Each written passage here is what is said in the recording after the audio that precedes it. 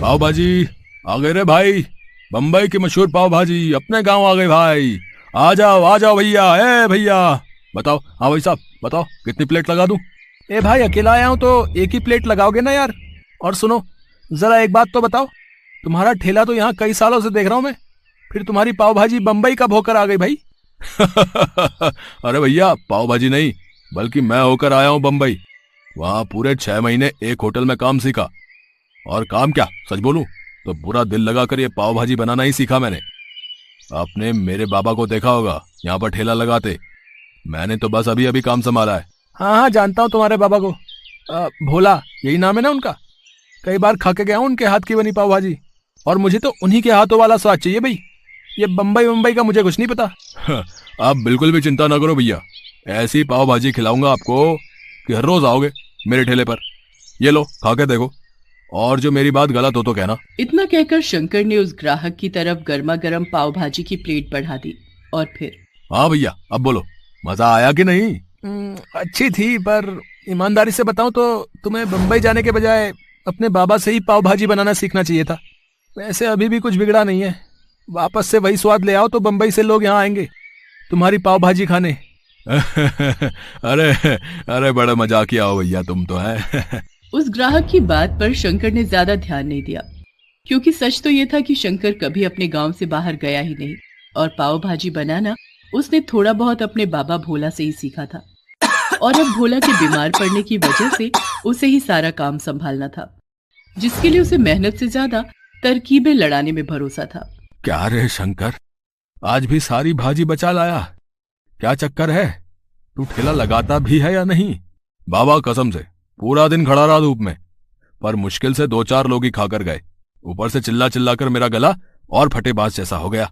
तो जरूरत क्या थी इतना हल्ला मचाने की?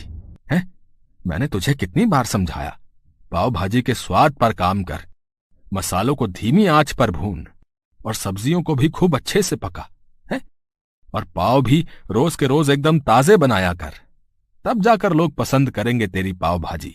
ओफो बाबा, जीवन भर ऐसे ही मेहनत करते रहे आप हैं, और क्या हासिल कर लिया आपने? हम हमेशा गरीब रहे और अब पहले से भी ज्यादा गरीब हैं। तो आप मुझे मेरे हिसाब से काम करने दो।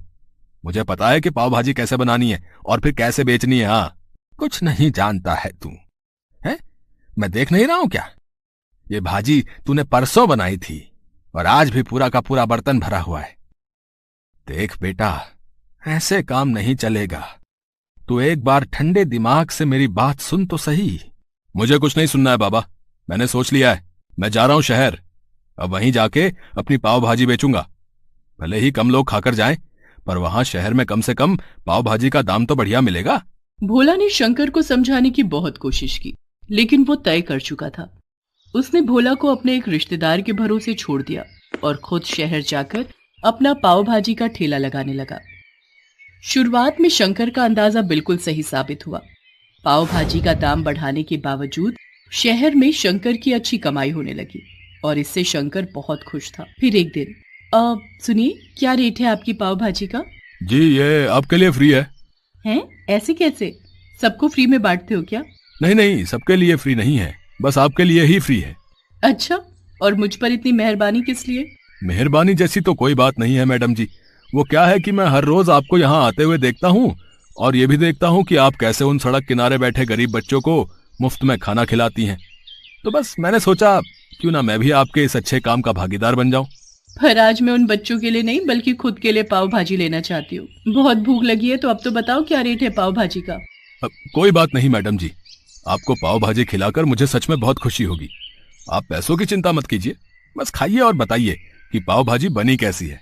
उस लड़की का नाम राम्या था, जो देखने में जितनी सुंदर थी उतनी ही दयालु और व्यवहार कुशल भी थी। सच तो ये था कि पहली ही नजर में शंकर को राम्या बहुत पसंद आ गई थी। वो उसकी खूबसूरती का कायल हो चुका था। हालांकि वो खुद कभी राम्या से बात करने की हिम्मत नहीं जुटा पाया, लेकिन उस दिन जब राम्या खुद उसके ठेले पर आई तो शंकर ये मौका जाने कैसे देता। उसने राम्या के लिए पाव भाजी की प्लेट बिल्कुल अलग से तैयार की। स्वाद से लेकर पाव भाजी के रंग रूप तक उसने बहुत ध्यान दिया, साथ ही मक्खन डालने में भी बिल्कुल कंजूसी नहीं की। नतीजा, राम्या को उसकी पाव भाजी बहुत पसंद आई। मजा आ गया, पाव भाजी बहुत ही बढ़िया है सच में। बट देखो, तुम्हें इसके पैसे तो लेने ही होंगे। प्लीज ये पैसे रख लो। नहीं नहीं मैडम जी, पैसे तो मैं आपसे नहीं लूंगा।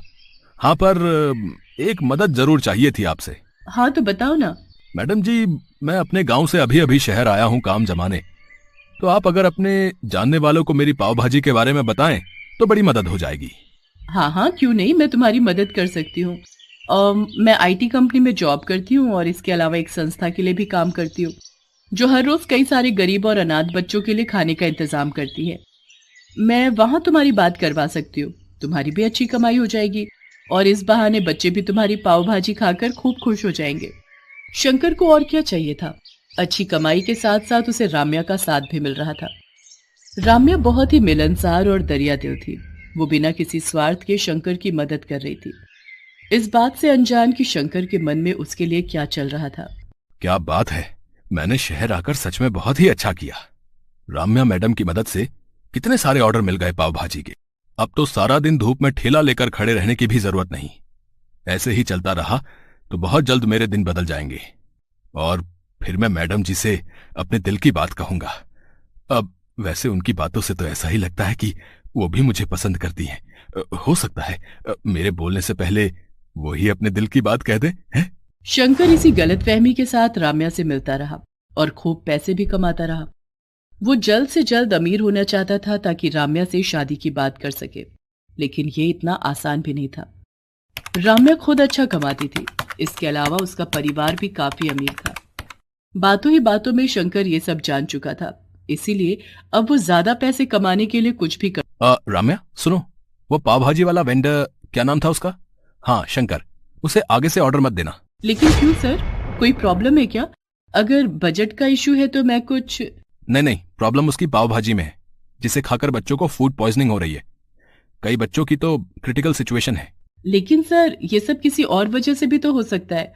अब मुझे नहीं लगता कि शंकर की पाव भाजी में कुछ प्रॉब्लम है, क्योंकि सर मैं खुद लगभग हर रोज उसकी पाव भाजी खाती हूँ। मैंने खुद उसके पास से आई पाव भाजी का सैंपल टेस्ट किया है राम्या, और ये बिल्कुल सच है कि उसकी पाव भाजी खाने के लायक तो बिल्कुल नहीं है। राम्या को ये सब जानकर झटका लगा। उसके लिए इस बात पर भरोसा कर पाना मुश्किल था, क्योंकि शंकर राम्या के लिए हमेशा अलग से पाव भाजी बनाता था, जिसमें वो हमेशा ताजी सब्जियां, ताजे पाव और सब कुछ बड़ी सफाई से डालता था। लेकिन उसके अलावा शंकर ने बाकी की पाव भाजी की क्वालिटी हद से ज्यादा गिरा दी थी। वो बाजार उठने के बाद वहां फेंकी गई बेकार और सड़ी गली सब्जियां उठाकर ले आता और उन्हीं से भाजी बनाकर तैयार कर देता।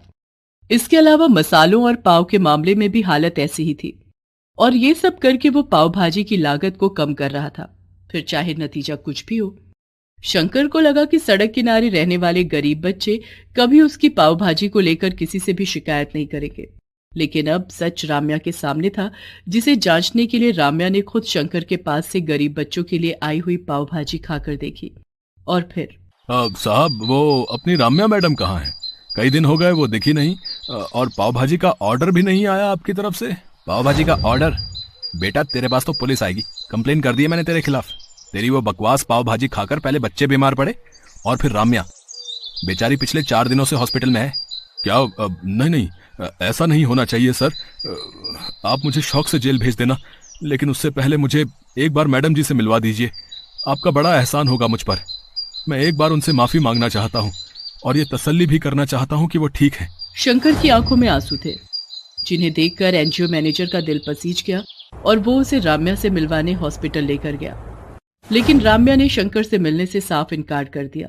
अब वो कभी उसकी शक्ल भी नहीं देखना चाहती थी, और यही शंकर के लिए उसके लालच की सबसे बड़ी सजा थी।